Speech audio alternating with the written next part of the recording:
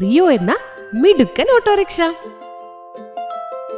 വലിയ മലകൾക്കിടയിലുള്ള അരുവിക്കര എന്ന ഗ്രാമത്തിൽ റിയോ എന്നൊരു കുട്ടി ഓട്ടോറിക്ഷ ഉണ്ടായിരുന്നു.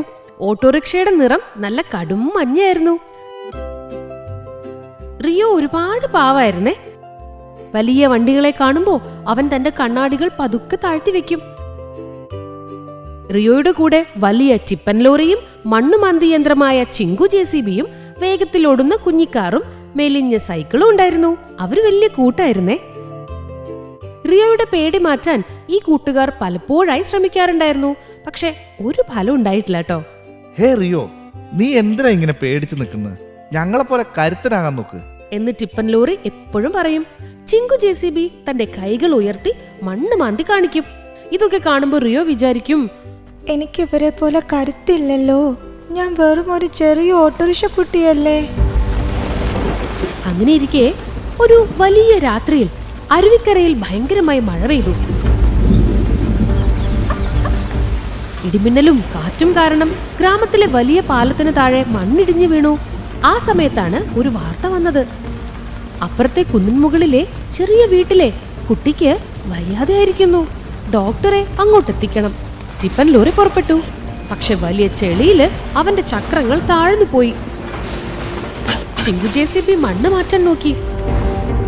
കുഞ്ഞിക്കാർ ഓടാൻ നോക്കിയപ്പോ വഴിയാകെ കല്ലും മുള്ളും നിറഞ്ഞത് കാരണം ടയർ പഞ്ചറായി.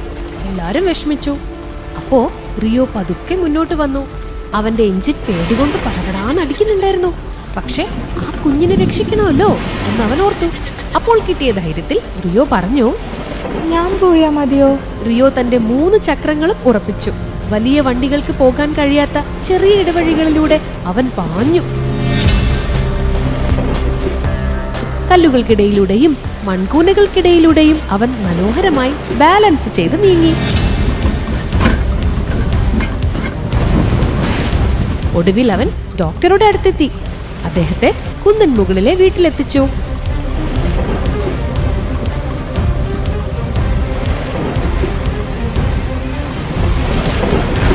തിരിച്ചു വരുമ്പോ റിയോയുടെ ചക്രങ്ങളിൽ ചളിയുണ്ടായിരുന്നു. അവന്റെ മഞ്ഞ നിറം അല്പം മങ്ങിയിരുന്നു. പക്ഷെ അവന്റെ ഉള്ളിൽ വലിയൊരു സന്തോഷം ഉണ്ടായിരുന്നു.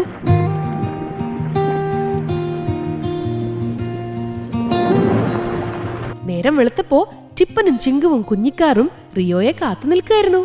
അവരെല്ലാവരും ചേർന്ന് റിയോയ്ക്ക് വലിയൊരു ഹോൺ അടിച്ച് സ്വീകരണം നൽകി. റിയോ, വലിപ്പത്തിലൊന്നും വലിയ കാര്യമില്ലടോ, നമ്മുടെ മനസ്സിന്റെ കരുത്തിലാണ് കാര്യം. നീയാ ഞങ്ങളുടെ ഹീറോ, ടിപ്പൻ ലോറി പറഞ്ഞു. ടിപ്പൻ ലോറിയും ചിങ്കു JCBയും കുഞ്ഞിക്കാരും ചേർന്ന് ഗാരേജിന് മുന്നിൽ വലിയൊരു തോരണം കെട്ടിയിരിക്കുന്നു. അതിലെന്താ എഴുതിയെന്നറിയോ? അരുവിക്കരയുടെ കുട്ടിവീരൻ റിയോ. അപ്പോ ഒരു ബെല്ലിന്റെ ശബ്ദം കേട്ടു. ട്രിൻ ട്രിൻ. അത് നമ്മുടെ സൈക്കിളാ. സൈക്കിളിന്റെ പിന്നിൽ മനോഹരമായ ഒരു പെട്ടി ഉണ്ടായിരുന്നു. റിയോ, ഇത് നിനക്കുള്ള സമ്മാനാടാ. കുഞ്ഞിക്കാർ കണ്ണു ചിമ്മിക്കൊണ്ട് പറഞ്ഞു. റിയോ പതുക്കെ ആ പെട്ടി തുറന്നു നോക്കി. അതില് തിളങ്ങുന്ന 2 പുതിയ സൈഡ് മിററുകളും സ്വർണ്ണ നിറമുള്ള ഒരു ചെറിയ ബെല്ലും ഉണ്ടായിരുന്നു. ടിപ്പൻ ലോറി തന്റെ വലിയ കൈകൾ ഉപയോഗിച്ച് ആ പുതിയ കണ്ണാടികൾ റിയോയുടെ വശങ്ങളിൽ ഉറപ്പിച്ചു. ചിങ്കു JCB അപ്പൊ പറഞ്ഞു, റിയോ, ഇനി നീ കണ്ണാടികൾ ഒരിക്കലും താഴ്ത്തി വെക്കല്ലേ. ഈ മിററിലൂടെ നീ ലോകത്തെ ധൈര്യത്തോടെ നോക്കണം. കാരണം നീയേ ഒരു ജീവൻ രക്ഷിച്ചവനാ. അന്ന് വൈകുന്നേരം റിയോ തന്റെ പുതിയ ബെൽ ടിൻ ടിൻ അടിച്ചുകൊണ്ട് ഗ്രാമത്തിലൂടെ ഒരു വട്ടം കൂടി ഓടി.